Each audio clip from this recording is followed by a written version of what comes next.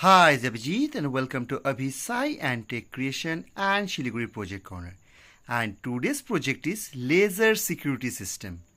So, in this project, we are using this one is a laser light, 5-volt laser, and here we are using LDR sensor. So, here there is a 2 switch.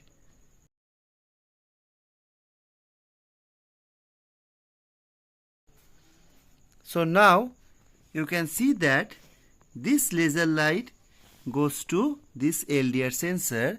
If any object will come, it will indicate there is any person or any object, and that's why this LED light will glow and buzzer buzz.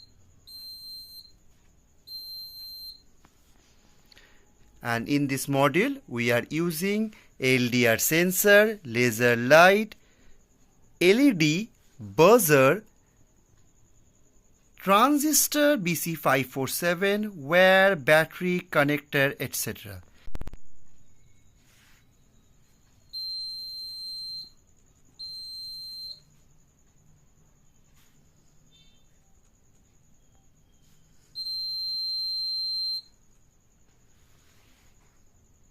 So if you need any type of project, please contact us.